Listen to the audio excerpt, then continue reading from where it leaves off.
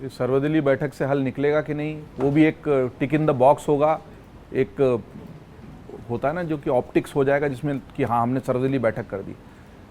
Solution तो इस्तीफे से भी नहीं निकलेगा, सबसे पहले तो इसकी गंभीरता समझते हुए निकलेगा। देखिए, भारत ऐसा देश है जहां की प्रतिभाएं दुनिया चला रही हैं। गूगल और माइक्रोसॉफ्ट जैसी दोनों बड़ी टेक कंपनियों के सीईओ जो हैं भारत से निकले हैं। दुनिया की बड़ी 10 शीर्ष कंपनियों के सीईओ हैं भारतीय हैं। हमारे यहाँ कानपुर से निकले हुए जो संजय मेहरोत्रा हैं, जो आईआईटी से निकले, जिनको 3 बार वीजा रिजेक्ट हो गया था, वो अभी $1 ट्रिलियन की कंपनी के सीईओ बन गए हैं। तो अगर इतनी सड़ांध, इतनी गंदगी और इतनी भ्रष्ट व्यवस्था के बावजूद भी ऐसे होनहार निकल रहे हैं, तो आप सोच के देखिए कि अगर ये पूरी व्यवस्था हम सुधार देंगे तो भारत में ही कोई मेटा, कोई गूगल और कोई बड़े एंटरप्रेन्योरशिप बन जाएगी ना। क्यों नहीं बनती है? जब आदमी इस तरह की सड़ांध देखता हो, कहता है मैं तो निकल गया इस सिस्टम से लड़ते हुए, लेकिन मैं कहीं और जाकर हुनर दिखाऊंगा। ये जो अविश्वास सिस्टम पर पैदा हुआ है, इस अविश्वास को दूर करना जरूरी है।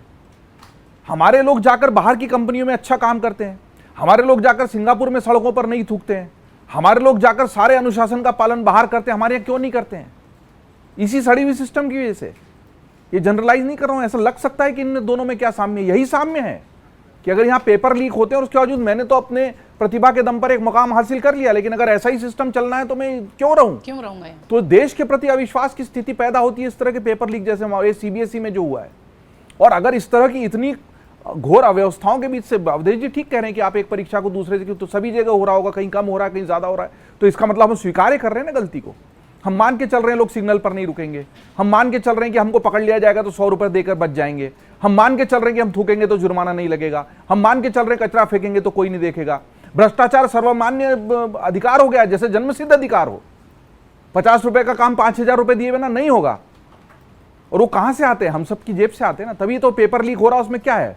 करोड़ों की धांधली है, इसीलिए तो पेपर लीक का इतना बड़ा घोटाला चल रहा है ना।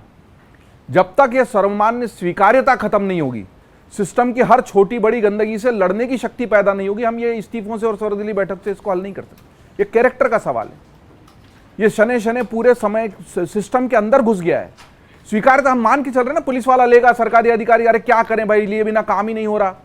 अब जब आप स्वीकार करते जा रहे हैं तो वो इतना बड़ा हो चुका है वो स्वीकार्यता कि आपके पूरे सिस्टम को इतनी तरह सड़ा चुका है ना। जब एकदम छोटी सी गलती से लेकर एकदम बड़ी गलती तक कोई भी स्वीकार्य नहीं होगी ना, इस्तीफा देने से, सरकार बदलने से, आपको क्या लगता है कि सिर्फ ये सरकार तक सीमित है? इस सिस्टम से खेलने वाले लोगों को सरकार से कोई फर्क नहीं पड़ रहा है। अगर आप ये वीडियो YouTube पर देख रहे हैं तो हमारे चैनल को सब्सक्राइब कर बेल आइकन दबाएं, और Facebook पर देख रहे हैं तो हमारे पेज को लाइक करें।